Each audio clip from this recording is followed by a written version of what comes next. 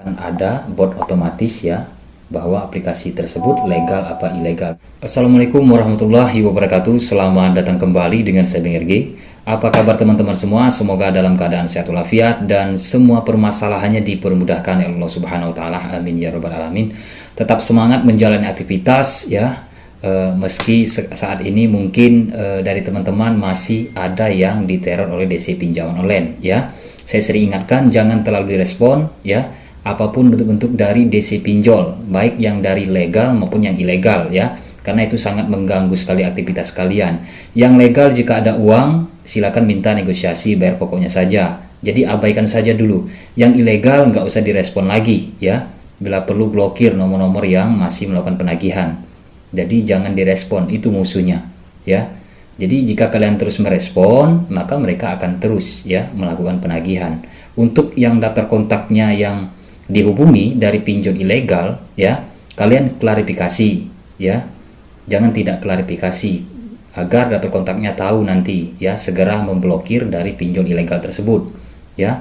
Untuk yang legal saat ini memang tidak ada yang melakukan penyebaran data ya, kecuali memang ada beberapa yang menghubungi di luar kondar ya, atau kontak darurat. Oke, di sini saya ingin menjelaskan ya, daftar pinjaman online yang saat ini 18 Mei 2022 yang sudah diupdate OJK, itu ada 102 pinjaman online legal yang berizin ya, yang sudah berizin semua.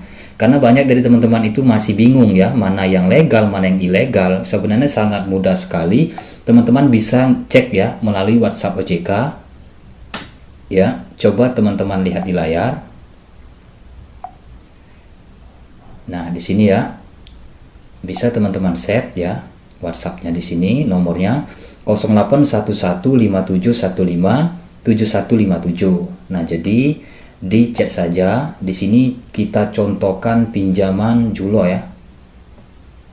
Nanti akan ada bot otomatis ya, bahwa aplikasi tersebut legal apa ilegal. Nah, di sini pinjaman online Julo, perusahaan fintech peer-to-peer lending, PT Julo Teknologi Finansial Julo telah berizin ya dari OJK, status legal. Di sini kita coba pinjaman dana rupiah. Jadi teman-teman tidak bingung lagi ya, mana yang ilegal dan mana yang legal. Nah, di sini kan ada otomatis ya, perusahaan fintech peer-to-peer lending, PT layanan keuangan berbagi. Coba di sini kita coba pinjaman online yang ilegal ya. Kita coba gudang dana.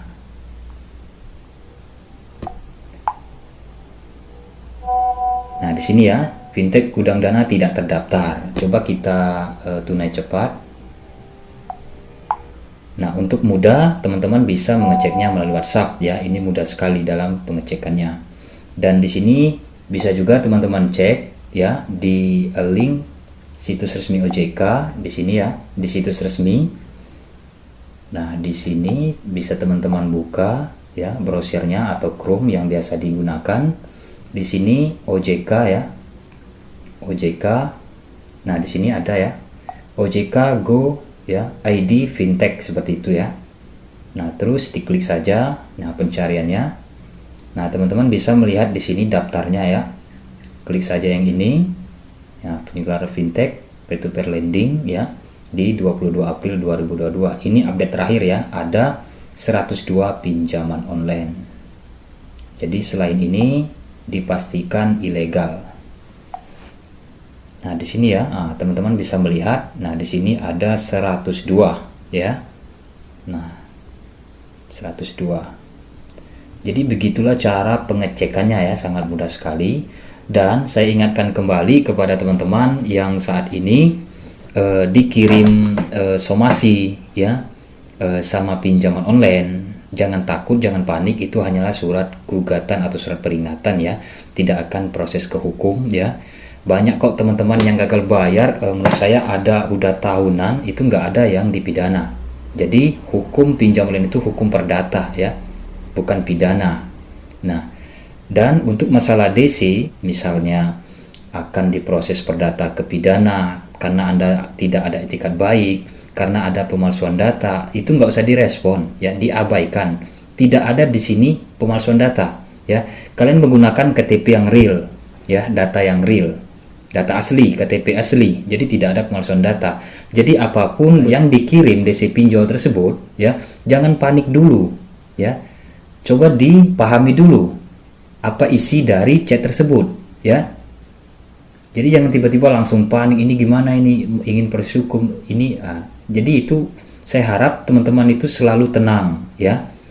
Yang terpenting tenang di sini. Jadi teman-teman bisa memahami apapun yang dikirim dari DC pinjol tersebut. Ya, saya berharap, ya, saya juga mewakili dari teman-teman semua, semoga ini didengar dari khususnya OJK, ya, AFPI yang sebagai pemantau, ya, fintech kegiatan fintech ini, semoga lebih dipertegas, ya, terhadap DC-DC yang melanggar aturan, seperti menghubungi di tempat kerja yang berupa fitnah, yang menyatakan bahwa debitur tersebut sudah mencantumkan kepala kantornya sebagai kontak darurat, sudah mencantumkan kepala kantornya sebagai jaminan hutangnya. Itu ada, ya, perbuatan oleh DC pinjol legal yang sudah berizin, ya.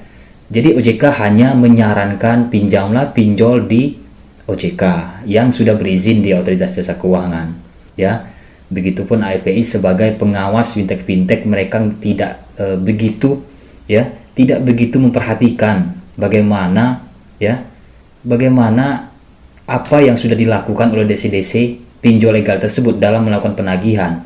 Ini banyak sudah korbannya, ya, gara-gara pinjol legal diberhentikan tempat kerja. Padahal debitur tersebut tidak mencantumkan rekan-rekannya sebagai jaminan hutang atau sebagai kontak darurat. Itu ya DC menfitnah, ya. Jadi yang seperti ini jangan takut kalian, ya. Teman-teman harus laporkan saja ke pihak yang berwajib, ya. Bila perlu dipancing dulu, ini pinjol mana, ya. Tolong sebutkan ini dari aplikasi apa, bagaimana saya ingin membayar sementara tidak disebutkan. Nah, ketika mereka sudah menyebutkan, jadi disimpan semua bukti-buktinya. Nomor handphonenya itu diserahkan ke pihak yang berwajib atau laporkan ke OJK. Jika tidak ingin dilaporkan, ya itu terserah teman-teman semua. Jika nggak mau repot, ya mungkin ya nggak usah dilaporkan. Ya lebih baik diabaikan saja. Nggak usah pusing-pusing masalah DC pinjaman online. Mereka selalu mencari cara agar debitur tersebut takut. Itu yang mereka inginkan. Jadi kita sebagai debitur, kita harus jangan termakan apapun bentuk-bentuk yang dikirimnya, ya, baik melalui via WhatsApp, melalui telepon. Jadi yang terpenting itu kitanya. Jika kita kuat melewatinya, kita paham konsekuensinya, ya, kita tidak mudah terpengaruh apapun yang dikirimnya, kita mengerti, ya, semua akan ya lewat saja. Begitu. Makanya saya selalu menyarankan bergabung untuk di grup biar sama-sama menguatkan mental, sama-sama berbagi informasi, ya. Yang jelas di sana kita saling berkeluarga. Itu tujuan saya untuk di grup tersebut, ya. Oke. Jadi itulah yang bisa saya informasikan buat teman-teman yang masih kebingungan yang mana pinjol legal dan mana yang ilegal. Jadi saat ini sekarang bisa kalian cek sendiri, ya. Oke, itu saja. Terima kasih. Assalamualaikum warahmatullahi wabarakatuh.